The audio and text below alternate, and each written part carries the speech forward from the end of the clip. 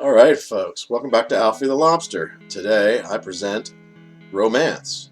Romance movies, and not the kind of romantic movies that you're thinking of, because in this top 10 list, you're not going to get the things that you've seen before, except for the few that really, really deserve it. Because all the time I get these lists, and people go, whoa, this is one you never heard of, and I've heard of it, or this is the greatest one ever, and it's not that good. My definition of romance is going to be totally different from yours. Some of them maybe not, but the idea of romance is the idea of love as far as I'm concerned, and that doesn't necessarily mean what we're talking about in terms of normal guy versus girl or girl versus girl or whatever your gender is. Romantic love, it can mean something that is beyond that, as in heroic, deep affection, great care. So anyway, I'm going to try and go through a couple of the things that I really dig here.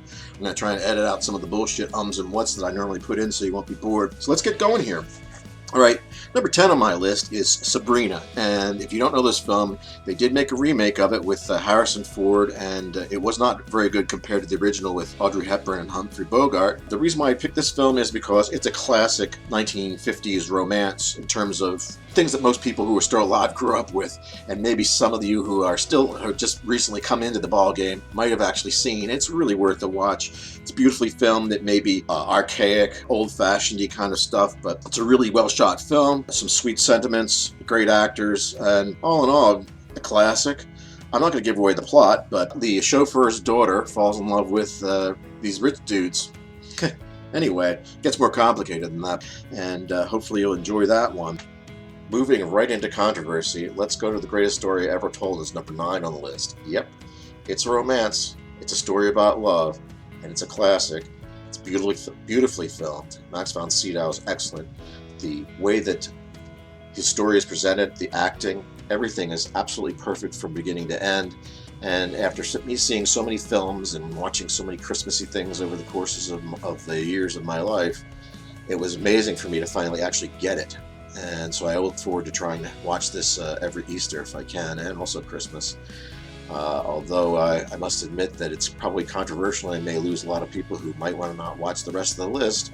It just truly is a love story of rather great perfection. And again, I could have done Gandhi, or I could have done the story of the Buddha. It also features the most ridiculous interjection of John Wayne, so a perfect movie is only spoiled by about 3 seconds and one ridiculous line. It just winds up being John Wayne stuck in the middle of a movie about Jesus.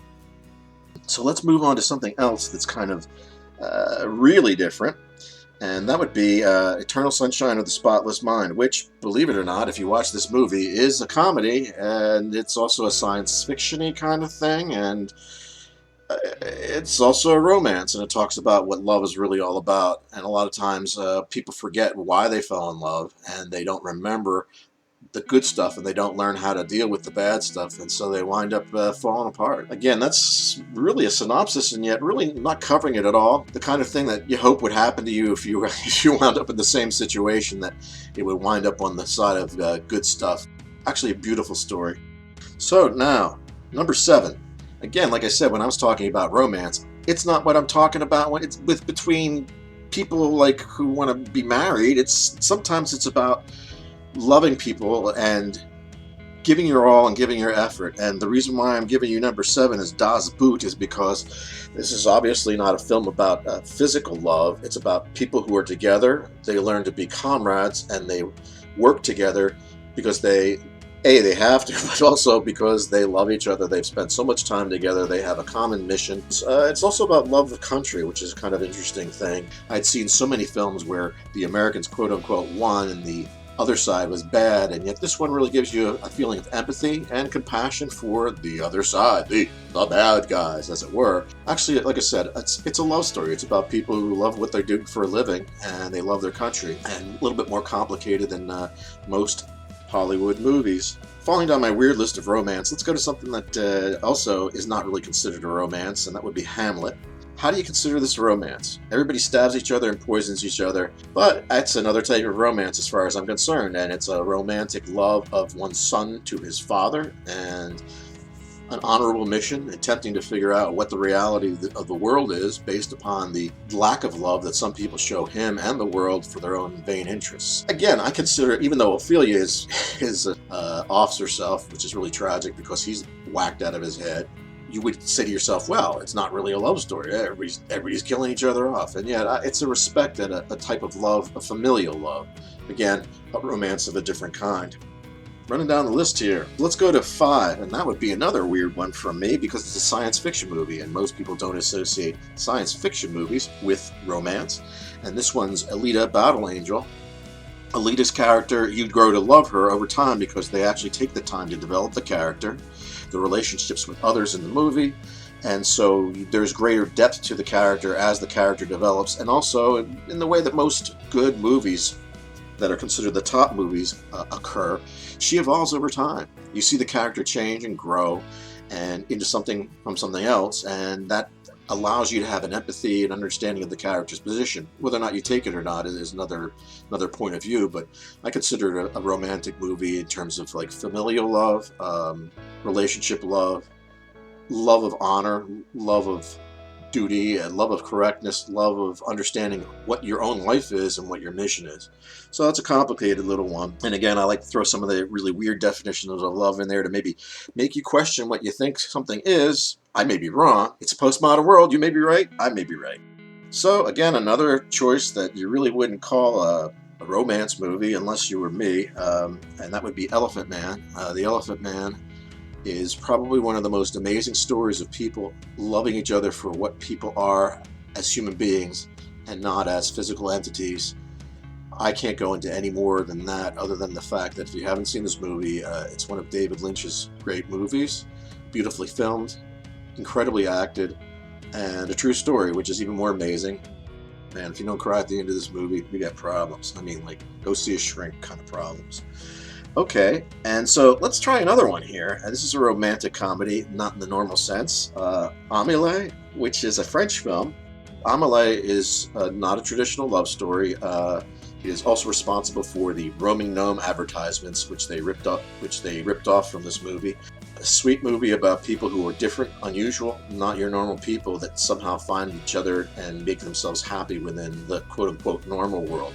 So it's not a typical romance in that it's not the normative way of saying, hey, this is the way it happened 50 years ago kind of romance. It's just sort of like a, woo, people are weird now, and maybe people always were weird, but they didn't really wind up being documented in this way, and it always puts a smile on my face. It's a very sweet movie. Again, not your normal romance. Yeah, I'm a sucker. Yeah, it's number 2 on my list.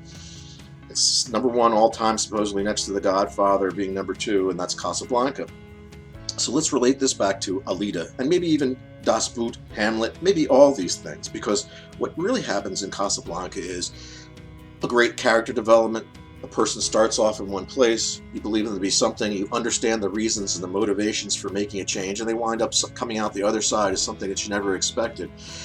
Again, there is a problem because a lot of the romantic values that I hold, which is nobility, honor, respect, love, and caring, aren't really considered to be tenets of modern love anymore. In fact, I don't even know what that is, thanks to the postmodern critique. But quite frankly, I think it's deserving of a watch, and it's still deserving of number 2 on my list. Let's talk about Breaking the Waves. If you haven't seen this movie, this is the most bizarre, amazing movie. You're either going to think it's ridiculous, or you're going to think it's one of the most romantic things that you've ever seen. At the time, I was very skeptical, although I love all types of movies, independent films. I've seen just about everything that's out there up until maybe the last 10 years, and I love this kind of stuff. This movie, my girlfriend at the time said if I don't cry at the end of this movie that we would have to break up. And I watched the thing to the end, and I sobbed in her arms for 45 minutes, which again is something that a guy who was a fireman and all sorts of manly stuff like that, and trying to pretend that guys don't have these kind of feelings, to be able to break down like that blew my mind. Hopefully you'll like it one way or the other. I mean, if anything, it's a very odd film in many, many ways, very well acted. And that's my number 1. Looking for your input. If you hate it, just hate me and unsubscribe. Or if you liked it, you think that I'm weird in the same way you are, which means that you like lobsters. And and other things that are different. Please like, subscribe, share. Please subscribe. Please share. Please like. I'm working on this thing. I know this is supposed to be an architecture channel, but it's not going to be necessarily a pure architectural channel because a lot of people seem to like my music videos and my videos on robots more than they do about my architectural videos. So there you have it. Another episode. Thanks to everybody who's contributed to this one, and hopefully I'll see you again soon on Alfie the Lobster. And peace out. Breaking the law, breaking the law, breaking the law.